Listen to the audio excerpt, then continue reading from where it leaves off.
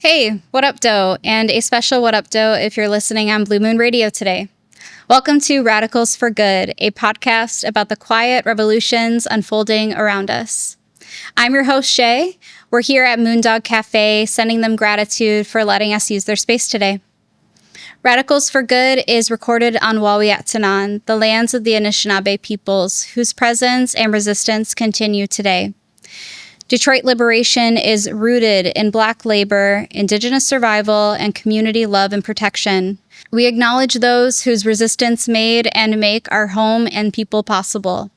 And because today's episode is specifically focused on the sovereign land of Cuba, we honor the resilience and resistance of Cubans and all Taino people. In this episode of Radicals for Good, we experience on-the-ground resistance to imperialism in Cuba. This episode is a collection of interviews with Cubans living on the island and international comrades showing solidarity for the May Day Brigade. I want to start off by clarifying our goals with this episode, which is 1, to dispel common misinformation about Cuba, 2, draw very real connections between Cubans and Detroiters, and 3, encourage action and solidarity with Cubans. Even though my perspective from living in the U.S. is very limited, being in Cuba gave me a chance to investigate narratives and define truth, as my comrade Leo would say. Hello, my name is Leonardo Palacio. I'm from Oregon, Portland, Oregon, which is unceded Chinook Kaupuya people's lands. I am Chicano, Indigenous, and Mexican, and I am in revolutionary Cuba. I think really I will quote from Comandante Ernesto Che Guevara when he said, "One must turn their love for humanity into concrete deeds, into concrete actions that inspire."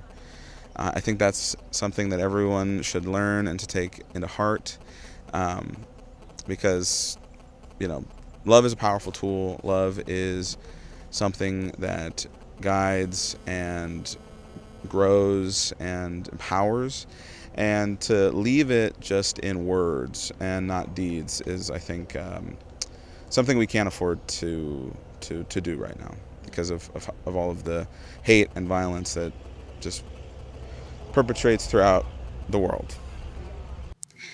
Professor Renzo Lorente said it best when he said, "I see revolutionary Cuba, with all of its shortcomings and flaws, as embodying, or at least striving to embody, a lot of the values and ideals that I think a really desirable human society ought to represent."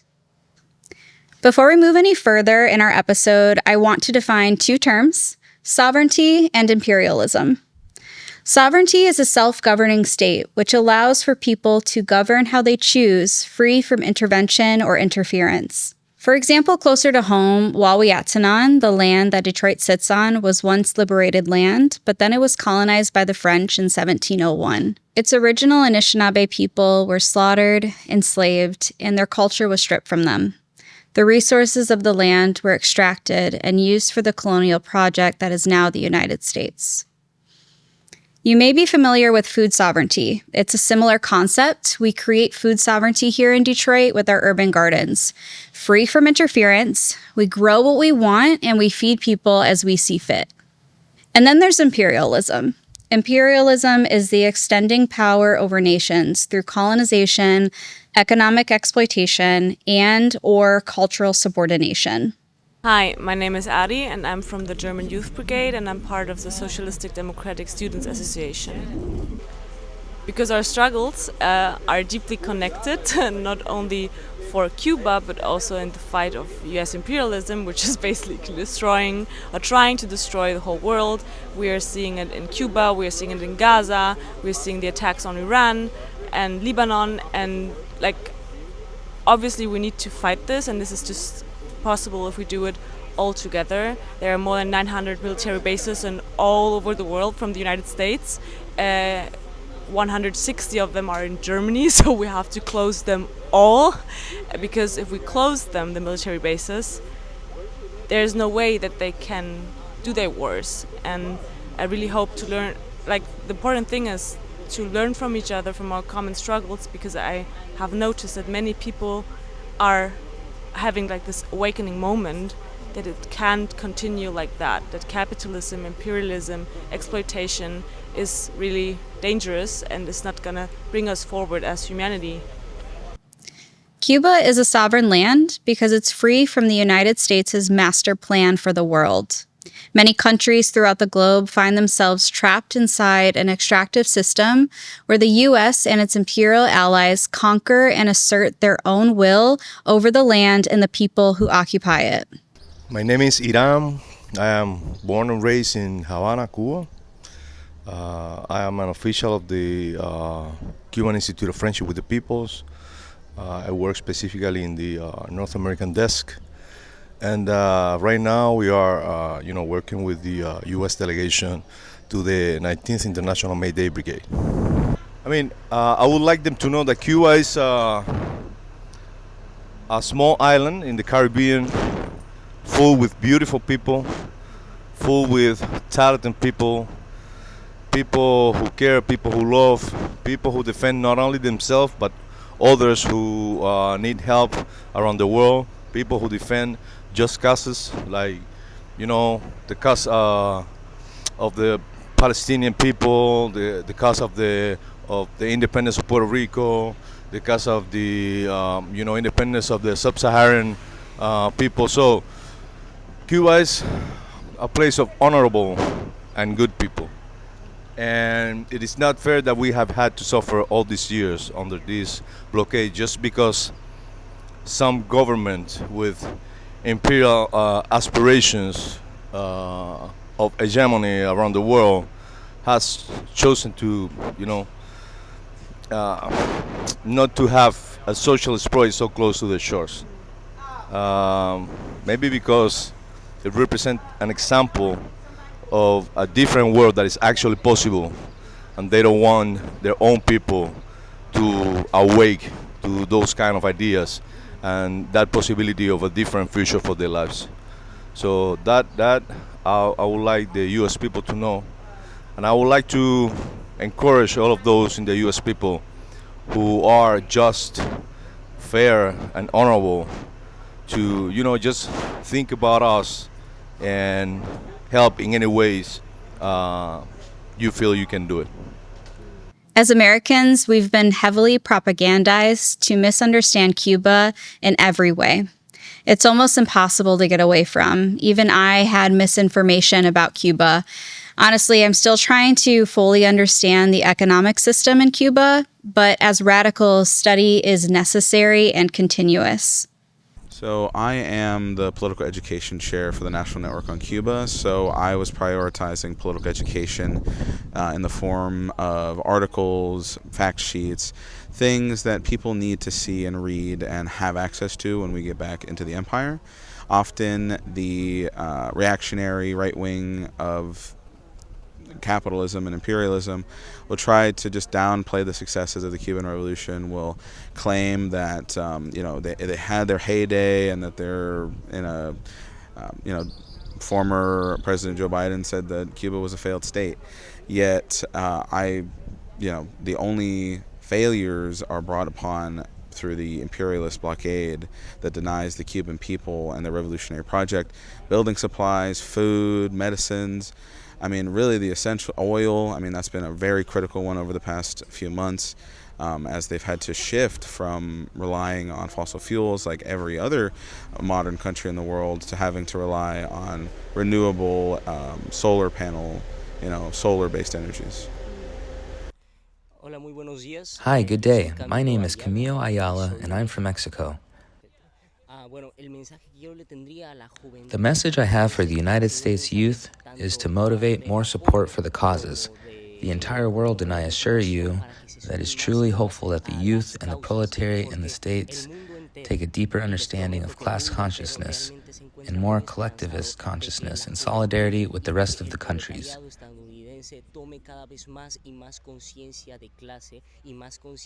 We have a lot of faith in this, since we already know that you are a strong people, well organized, and interested in what is happening in the entire world, fully committed, It is seen and displayed in every single person who has come here and is here today, who come from the United States.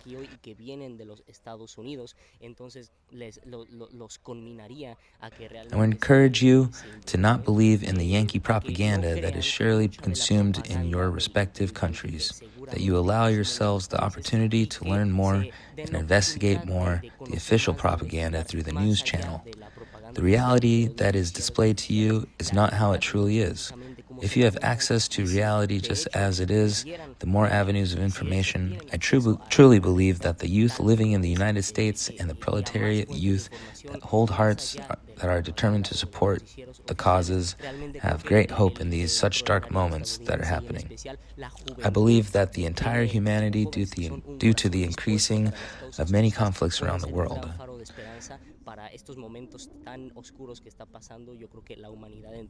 there's a genocide in Palestine, these genocidal measures of the blockade here in Cuba.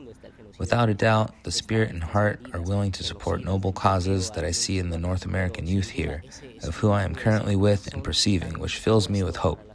So I have nothing else to say other than continue to inform yourselves, involve yourselves, and continue the fight. With great importance, the proletariat in the United States find themselves inside the monster of the empire are our greatest hope.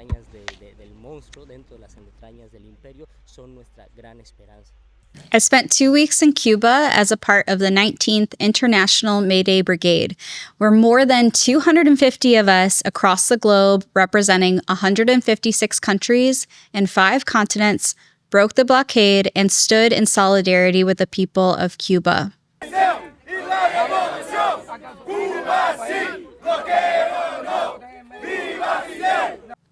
Collectively, we brought over $700,000 worth of donated materials to medical facilities and schools in support of the people of Cuba.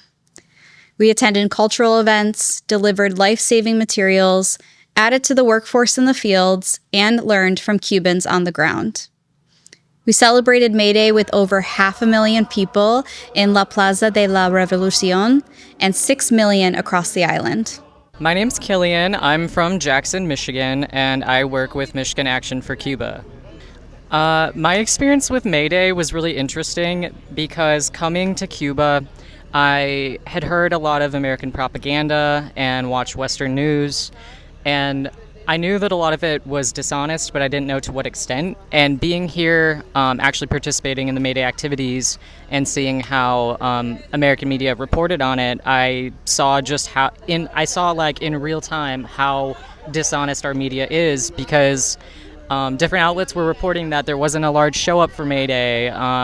People were disinterested. The Cuban people were defeated. And in real time, I saw that over 500,000 people showed up for May Day just in Havana. 66% of the Cuban population signed signatures saying that they oppose war on Cuba and they stand with their government. And so it was really life-altering to see that in real time. May Day is an international holiday that celebrates the accomplishments and contributions of workers. In liberated lands, May Day is a celebration. In occupied lands, May Day is a struggle. So if you haven't heard of May Day, it might be because workers are not acknowledged or celebrated in your country. The Polish-German revolutionary Rosa Luxemburg said, "As long as the struggle of the workers against the bourgeoisie and the ruling class continues, as long as all the demands are not met, May Day will be the yearly expression of these demands." In Cuba, May Day is incredibly significant, deeply rooted in history, and celebrates workers' rights. It is a public holiday where workers rest, relax, and celebrate. My name is Rachel Tucker. I live in San Antonio, Texas. I'm originally from Miami, Florida, Cuban American, and I'm in the multiple organizations. My political home is Oppressed Revolutionaries for Worker Power. I'm also in About Face Veterans Against the War and others. Cool. You were just in May Day where people do not sleep the night before. They get off work, They go to march with the rest of their neighbors, and then they start dancing like at 7 a.m. And it's not like I think that that's so beautiful, because it's just like resistance is not always just militancy, right? Resistance is community. Resistance is dancing. It's sharing and building relationships. In the U.S., May Day is usually a day where unions and activists hold rallies or protests to advocate for workers' rights, fair wages, and better working conditions. As you may know, Cuba has been under a blockade for 66 years from the United States. The Trump administration has intensified this blockade, which has made it increasingly more difficult for regular, everyday people to simply survive, citing the people of Cuba as an extraordinary and unusual threat. Rhetoric we see repeated about the people in many countries that resist U.S. imperialism. Let's get into a historic timeline starting in the 1800s. In 1823, the U.S. established the Monroe Doctrine, which essentially declares the entire Western Hemisphere off limits to foreign powers, particularly warning European colonization in the Americas. At the end of the 1800s, U.S. forces aided in the Cuban fight for independence from Spain. Following this effort, the U.S. took Guantanamo Bay as its own, a tactic we see imperial hegemony assert throughout the globe, hence the 800 U.S. military bases. During the first part of the 1900s, Cuba was mostly an independent island following the Spanish War with intermittent U.S. occupation. The U.S. bought up Cuban land and sent military to shoot down any coup attempts. In 1933, Fulgencio Batista, a U.S.-backed dictator, seized control in a military coup by pushing Mercado out of power. Batista held control throughout puppet presidents until he became president in 1940 to 1944, and then he ran again in 1952. Under Batista, living conditions included landlessness, illiteracy, high mortality rates, and horrific working conditions for Cubans. But corporations and imperialists considered it a capitalist paradise. By 1947, the Cold War began. In 1952, expecting an electoral defeat, Batista organized another military coup and seized control of Cuba once again, establishing a de facto military dictatorship and suspended the Constitution of Cuba. For the next decade until 1959, Fidel Castro, alongside Che Guevara, Celia Sanchez, and other revolutionaries, attempted several times to remove Batista's dictatorship of the island. Throughout this time, the revolutionaries were imprisoned, many killed and exiled, but they continued training. On July 26, 1953, they stormed the Moncada barracks, and even though this was a failed attempt, the July 26 movement is commemorated and recognized as the spark of the Cuban Revolution. In 1956, Fidel and the rebels set sail for Cuba, but were quickly defeated and spent years forming a base in the mountains of Sierra Maestra. Finally, on January 6, 1959, after 2 years of warfare, Batista was defeated and fled the country. Fidel and revolutionaries walked into the cheers and rejoice of the Cuban people and established the Communist Party of Cuba. My name is Sohaila. I am from Canada and my background is Egyptian. I've read a lot about the Cuban Revolution. It's something that gives me a lot of hope to see a people stand up for themselves and truly believe and have that come a reality. And so I came in with only the highest expectations, and I think it's been surpassed in every way possible. A lot of the reading that I've done obviously is by leaders of the Cuban Revolution, Che Guevara, Fidel Castro. I think there's a big reverence for those figures here and a big emphasis on them abroad and the work that they put into the revolution. But what I was surprised with coming here, and you know, you hear them talk a lot about the Cuban people and you know their gratitude to the Cuban people. And when I came to Cuba is when I really started to appreciate the depth of the revolutionary spirit amongst the Cuban people, that these leaders, as phenomenal as they are a representation of the people and an extension of them. It's not like, just figures that came out of nowhere and were able to accomplish a lot. It was an uprising of a whole entire people, and the depth of the revolutionary spirit, not just from the Cuban Revolution in the 1950s, but even beyond that and before.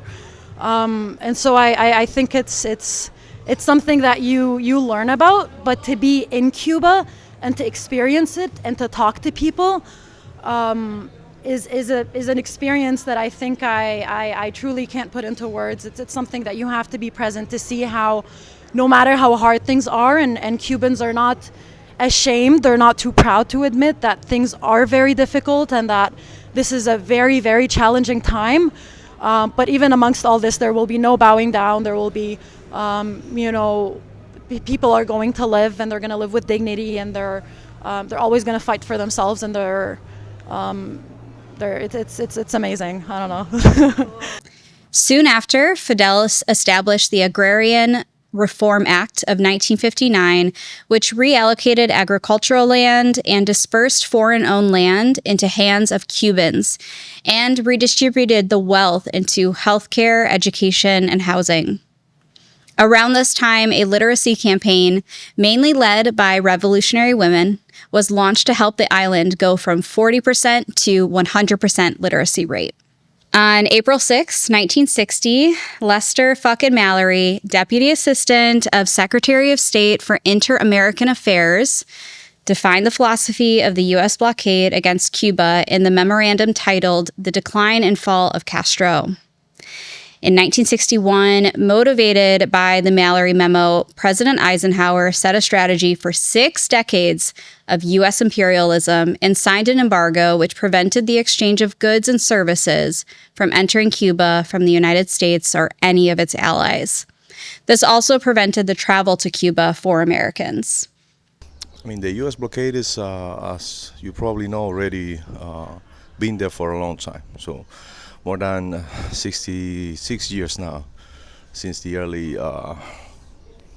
1960s. 1962 could be like the starting point, even though there were already some sanctions being applied before, but that's the year when President Kennedy signed like a, full body of sanctions into just one code that was applied.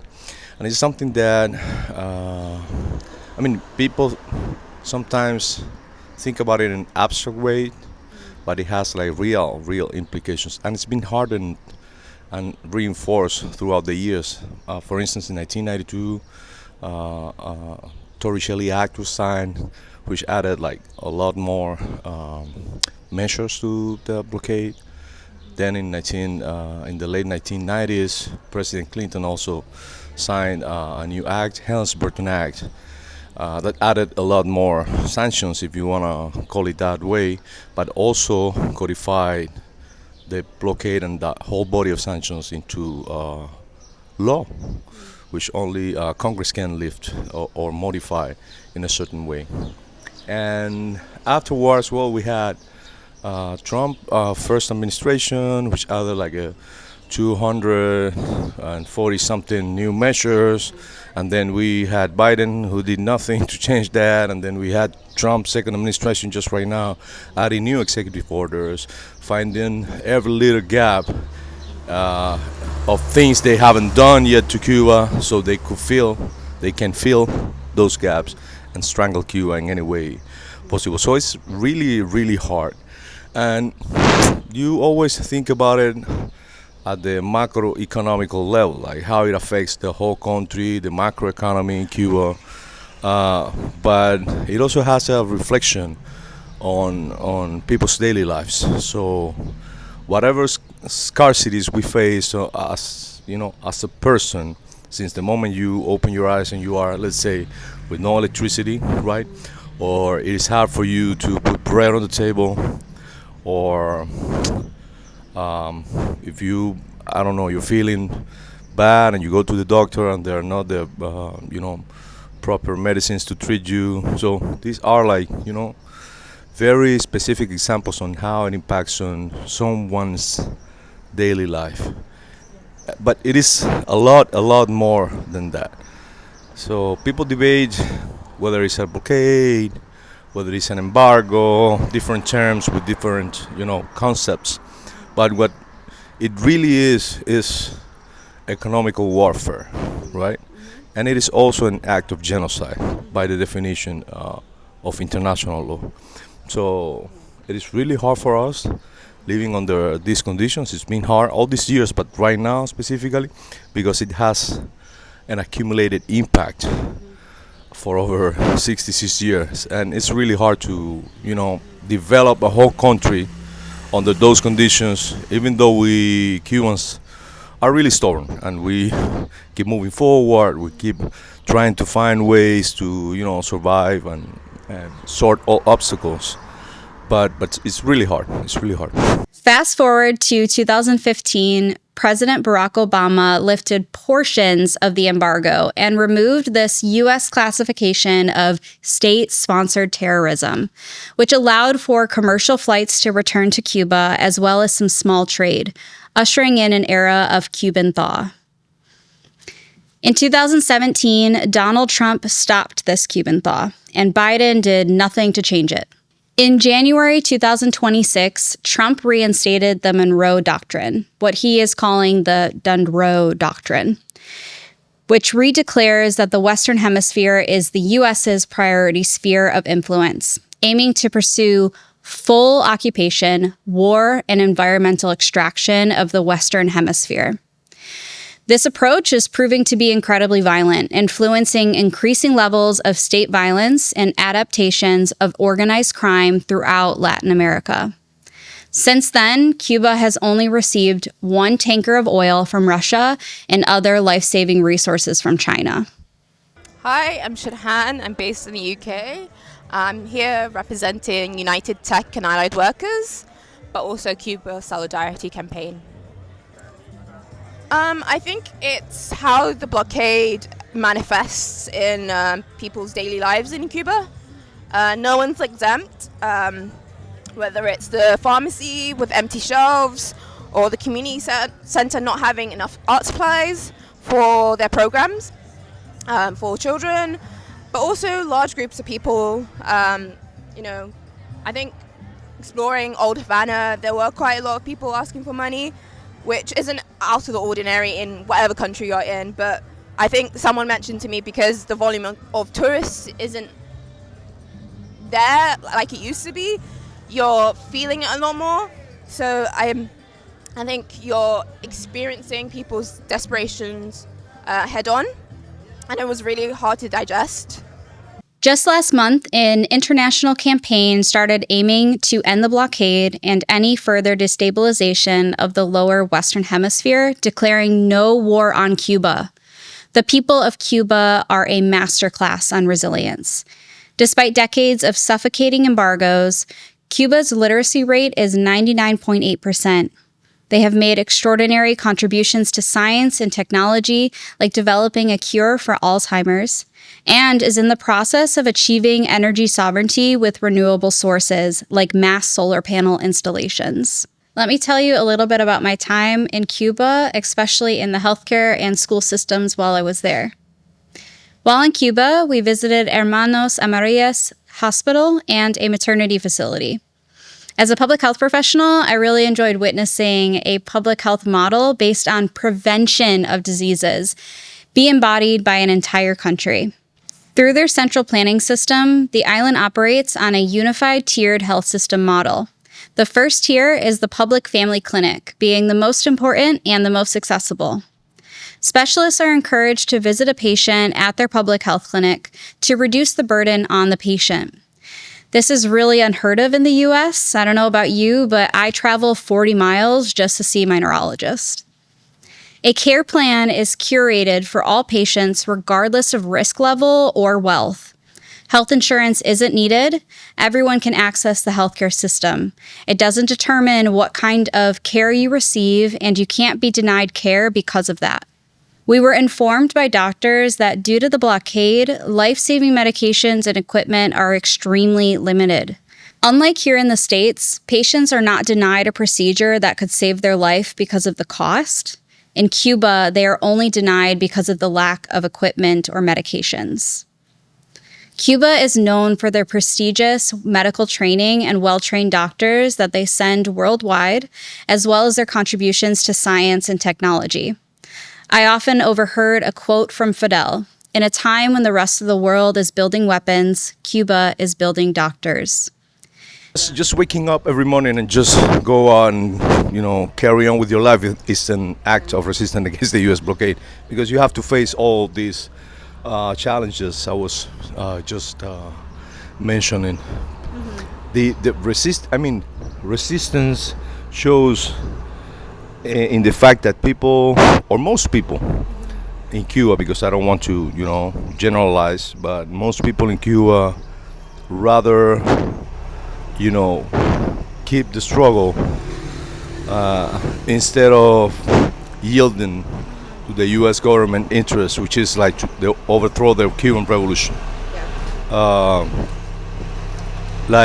Finding ways to sort different obstacles, if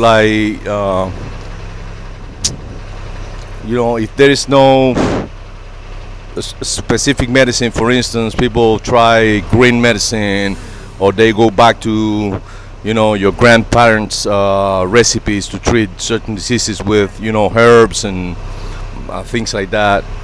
Or I don't know, in your workplace, if there is a certain spare part for an equipment that is broken, we Cubans find ways to build a new one, or adapt something to it that it will make this equipment keep working. So many things like that, and it is also one of the main ideas our leaders have been sharing with us for the last 10 years, which is like not only resisting but doing it in a creative way, right? So trying to find solutions to every problem we face, trying to find those solutions at home, in Cuba, instead of trying to get them from abroad, because it is hard, because the U.S. blockade on Cuba has an international extent that affects not only us Cubans and our ability to relate economically and commercially with the world, but it also affects other peoples. Because, for instance, one of the things that are happening is that it is not just a blockade, right? It is a whole campaign designed to discredit Cuba internationally in many different fronts, and it's all part of the same thing. And for instance, one of the things the U.S. government has been doing since Marco Rubio is Secretary of State is that they have enhanced the critiques or media campaigns or social media efforts, and also official actions to discredit our medical missions abroad, right? And that, of course, has had as a result that many countries have decided to, just send the Cuban doctors back to Cuba and not having those services anymore. And that implies losses in terms of money for Cuba, because those are services that are commercialized and represent an income for our country, but it also affects the populations of those places who will be left with no medical attention, with no medical care. But because Cuban doctors are going in these places to the most remote areas in which no other doctor chooses to be, so these people will be left with no medical care. That affects them. The blockade affects not only the Cuban people but also the U.S. people. So. Can you speak a little bit louder, just because the engine? Yeah. So there's a lot of things Cuba has, for instance, in biotech industry that could be helpful to treat diseases in the United States, and things you cannot access because of the U.S. blockade. U.S. citizens are not allowed to legally do tourism in Cuba because it represents an income for our country and a possibility to develop our economy. but that's a violation of your constitutional rights and freedoms, right? So it's many things, and resisting creatively, which is what we do on daily basis, is trying to find ways to sort like these big obstacles, but every little obstacles you find on your daily life. Like, hey, if I don't have electricity right now, or I don't have gas, how would I cook my meals? Yeah. Well, we use charcoal, wood, whatever we can find. Even eye health is very important because it connects to the literacy campaign. If you can't see, you can't read. Fidel was very intentional about contributions to science and medicine, even donating his own blood and visiting scientists during the testing of vaccines. It occurred to me that true revolutionaries are extremely generous. True leaders do whatever it takes to take care of their people. This brings me to education. I mentioned earlier that Cuba's literacy rates are extraordinary. 99.8% of the population can read. In comparison, in the US, we only have a literacy rate of 79%. Hi, I'm Jessica Plicta. I'm with MAC. I'm also with Palestine Solidarity Grand Rapids and Grand Rapids Opponents of War. What I'm doing here today, I'm on the May Day Brigade with the U.S. delegation. With the May Day Brigade. My experience has been absolutely amazing. I've learned so much. I have so much to take back, especially with the Cuban schooling system. I have so much that I think should be implemented in the U.S. To center our children's learning, our children's mental and physical health. All children here have access to doctors, free health care, and for any disabilities, they have services provided for them for free and accessible. And so that's something that I think we need here in the U.S. and we need abroad. And so learning so much, doing so much for the Cuban people has been the greatest experience of my life. The intention around the literacy campaign launched in 1960 was the investment in people, recognizing that humans are a country's greatest capital. It was important to Fidel that people could lead themselves and participate in the political process fully. And the first part of that was that they needed to be able to read, with a special emphasis on reading land contracts, medical records, legal documents, and others, in order to have that self-sovereignty and dignity. Our brigade visited several schools while we were there to donate materials and learn from teachers and students. One of the schools was a previous U.S. military barracks for 30 years, but after the revolution, it was transformed into a liberation school, with the city built around it named Liberation City. This is something you will notice across the island. Casinos turned into union halls, mansions turned into museums, and community centers. This is after the revolution. Young people are taught about the world as it is. We had a chance to talk with a dance group who were learning Afro-Indigenous dances, mostly girls. When we asked them what they wanted for their future, they talked about an end to the U.S. blockade. One thing that stuck with me was speaking to an American comrade, them talking about them going to a school for disabled children in Cuba. And the kids were talking about Palestine, and this comrade was thinking, they're keeping up with the news too. But the teacher explained to them, no, we actually are explaining to them what is happening in the world, and especially in Palestine, at a level that they can understand, which was shocking for them and shocking for me to hear, mainly because of how they actually respect the children, regardless of their ability, including them. And I think that's where the resistance in letting them know what's happening in the world, and rather than coddling them and kind of blocking them from what's happening in the world, and kind of expanding their horizon despite the increasing blockade and military threats from the US. But also, thinking about the UK, and I'm hearing from friends about how they're being punished about wearing any reference to Palestine in the workplace, or the fact that university students are being monitored and reported on to the authorities. And if schools and education weren't a place of resistance, they wouldn't be doing so hard to stop it. When interviewing a secondary school teacher how they teach their students to be revolutionary, they simply said, "We aren't raising them to be revolutionaries. We're teaching them to be whole humans and members of society." This is the mic.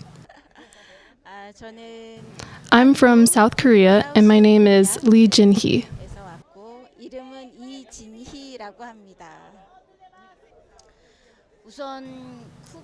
First, we studied Cuban society before we arrived. However, the information available was very lacking, especially aspects about peace and solidarity. Celebrating the 100th anniversary of Fidel Castro's birth became a grand occasion for us to make a visit, honoring his spirit and the wisdom of his work.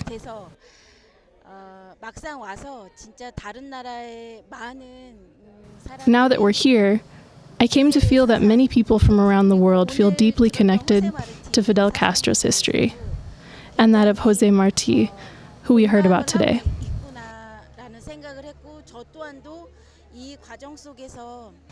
I was able to once again think deeply about the wise spirit and work of Fidel Castro.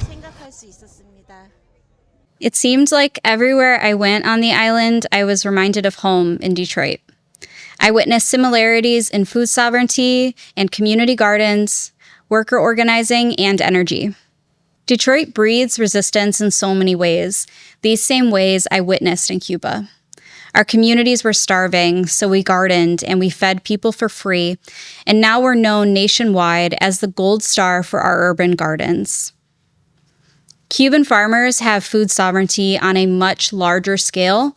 They typically know where their food is going. They know it will feed someone, and they can sell some at an affordable price.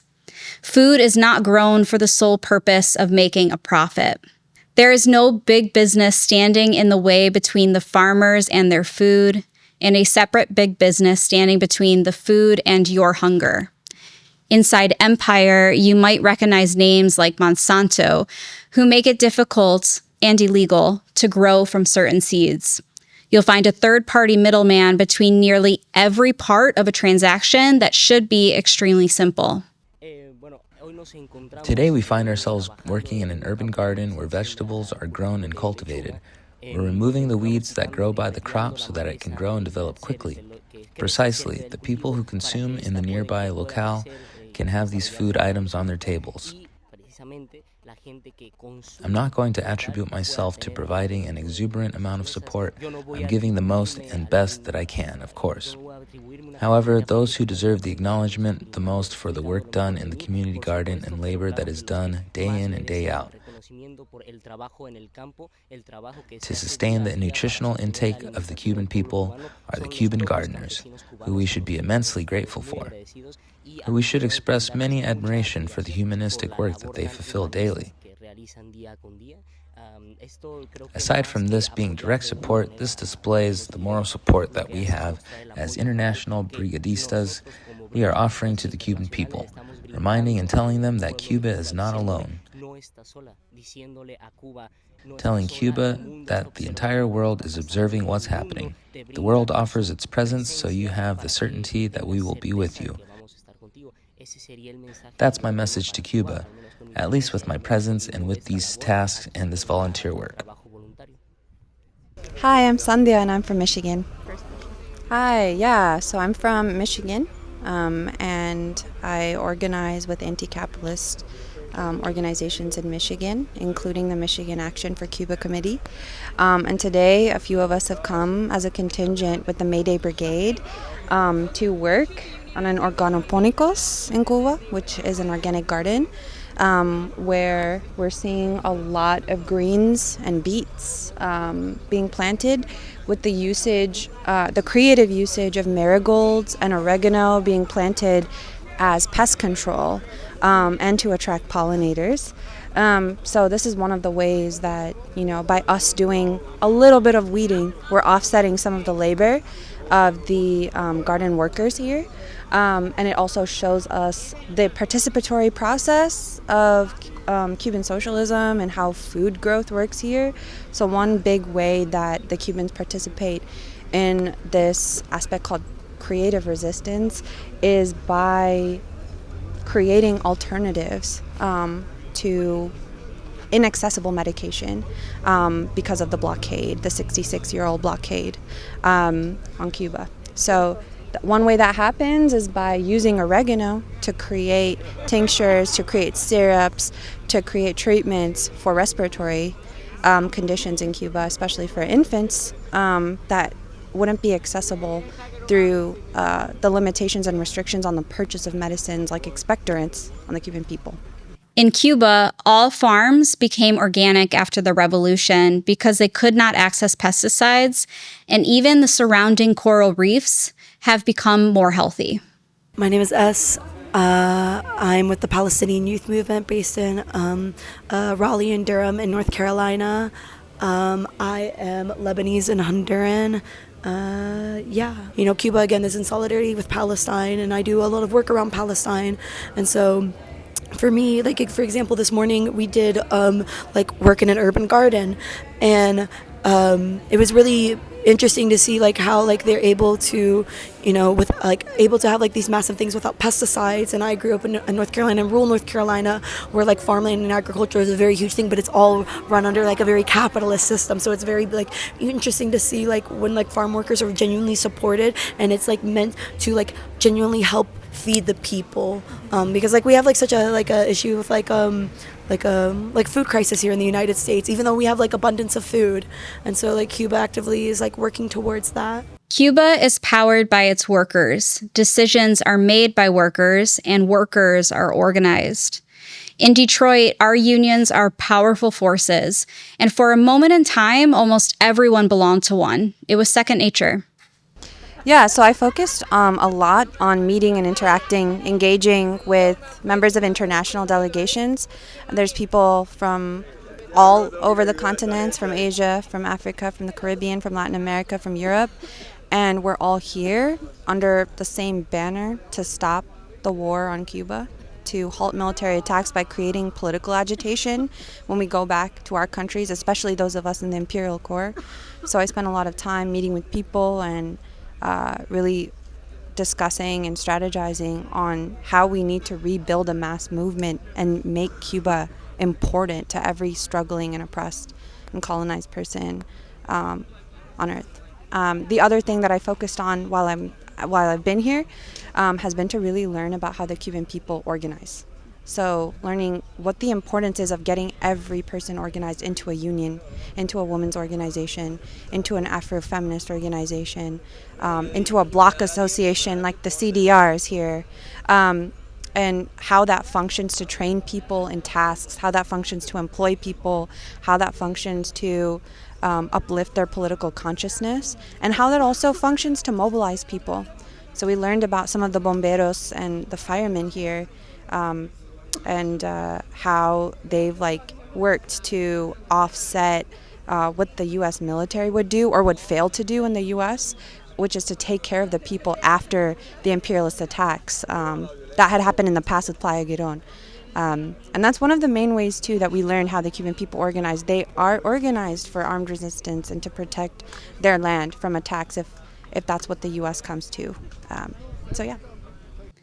I visited the National Association of Small Farmers, also known as ANAPE, and one of their producers' guava farms while I was there.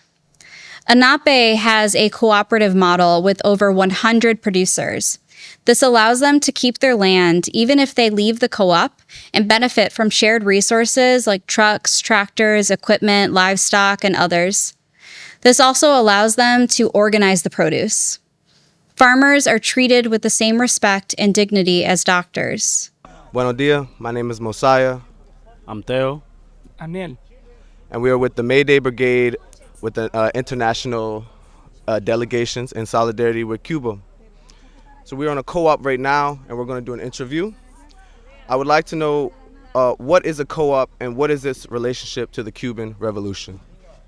¿Qué es un cooperativo y cuál es su relación con la Revolución Cubana? A cooperative is an organization where all the farmers gather, and revolution is the fundamental thing we produce for. La revolución es lo fundamental. Producimos para ella. For the revolution, yes.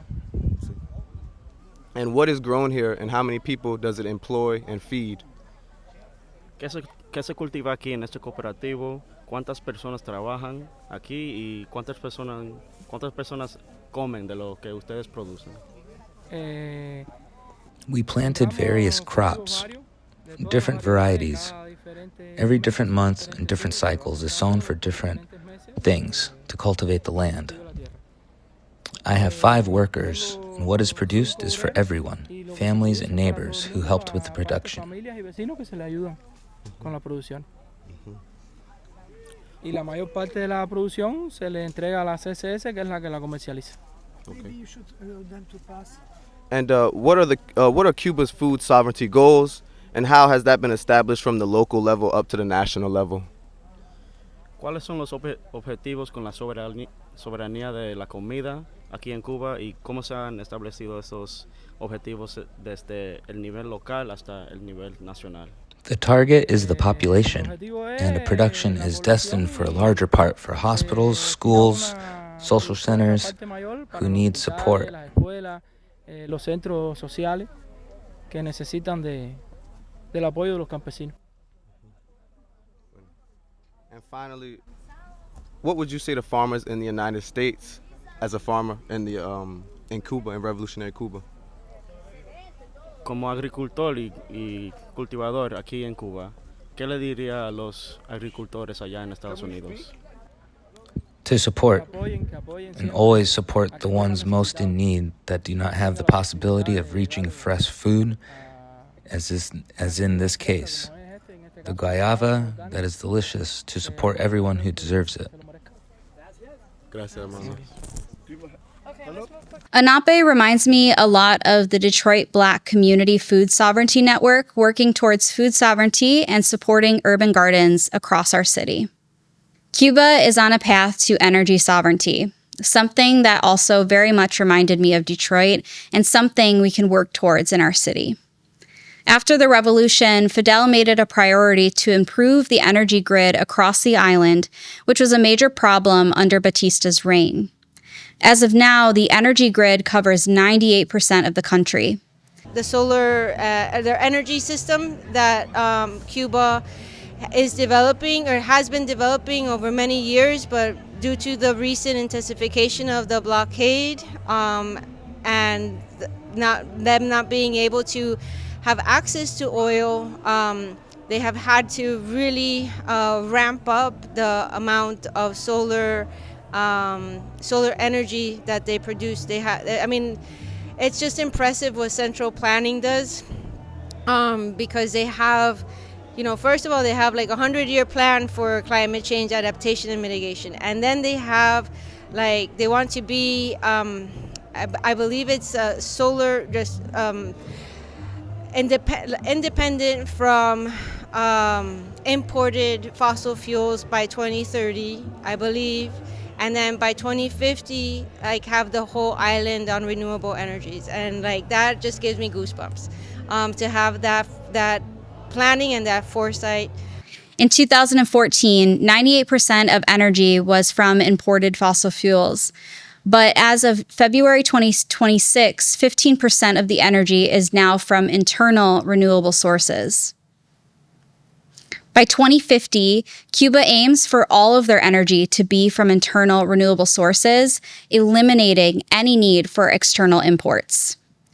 However, the Trump administration has made this goal a bit more complicated by signing a very recent executive order blockading any donations of solar panels and anything that could provide electricity. As Detroiters, we've been fighting for energy sovereignty for a long time, and it continues. DTE is the only electricity provider in the city, and it is unreliable, ranking in the bottom 25% of energy reliability in the U.S., and has some of the most expensive rates in the country.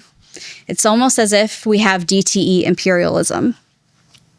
When preparing for my trip to Cuba, our leads kept saying, "Be prepared for rolling blackouts, and we may not have electricity for days at a time." And my response was, I'm a Detroiter. I'm used to it. Every time we have a storm or heat wave or freezing conditions, we experience blackouts due to aging infrastructure. It's not news that low-income, majority Black areas experience more frequent outages and slower repairs. Before Trump's second term, we seemed to be on a road towards more renewable energy in the city, as solar panel and wind projects were launching left and right, even groundbreaking entire solar neighborhoods. But in 2025, Michigan lost more than $1 billion in clean energy funding and more than 6,200 jobs. However, fellow Detroiters, do y'all remember when we were left without streetlights in 2011? Specifically in Highland Park, and a nonprofit started building solar paneled streetlights that operated completely without DTE? I do. I was a brand new community organizer at this point, and I thought it was brilliant. Neighbors determined to bring back the light completely off the grid, despite being buried in a hole by corporations. I know that project has evolved over the years, but I think it's a testament to our tenacity. Energy sovereignty is possible. A whole country is proving it. Their resolve, their integrity, dignity while fighting for your rights and to maintain your rights. We have a different fight in the U.S. because imperialism has not given us our rights, whereas in Cuba they are maintaining their sovereignty. They're fighting for their self-determination as a socialist country. And in the U.S., we have to fight this system and turn it up on its head and seize the power into the hands of the working class. And so we have a long fight ahead of us, but Cuba shows us that it is possible.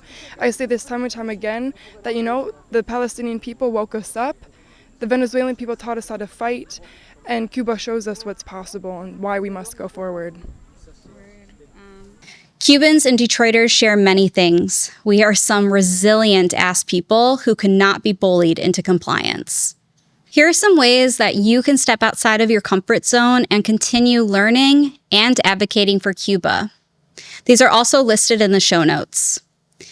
I'd suggest that you start off with reading We Are Cuba by Helen Yaffe, and The Revolution Within the Revolution is also another great book. Check out Belly of the Beast. They are a film studio doing incredible work, getting inside Cuba and really telling the story of Cubans on the ground. Listen to The Revolution Within the Revolution podcast. Upstream Podcast also does a really great series on Cuba, and the International Solidarity podcast. All good podcasts doing deep dives on Cuba. Get involved with the National Network on Cuba. And if you're in Michigan, come join me in our Michigan Action for Cuba Committee. You can commit to solidarity with Cuba right now with the No War on Cuba International campaign. And if you feel compelled, donate materials or cash to upcoming brigades. The reality is that Cuba is under attack by the current administration, and now is the time to act. Cuba has a right to choose and defend their political system. Cuba is a country of peace, and they've made it very clear that they do not want war with the United States. If you are someone who cares about the sovereignty of land and people, lands like Cuba should be protected with all that we have. What happens to lands like Cuba will eventually happen to us all. As the late activist who spent her final days in the refuge of Cuba, Assata Shakur teaches us, you should never let your enemy tell you who your enemies are. Thank you so much for sharing space with us today. Share this episode with someone and talk about it with your neighbors. And remember, the revolution may not always be televised, but it's likely in your own backyard or even within yourself. Thank you to all my comrades who helped with this episode. And remember, venceremos.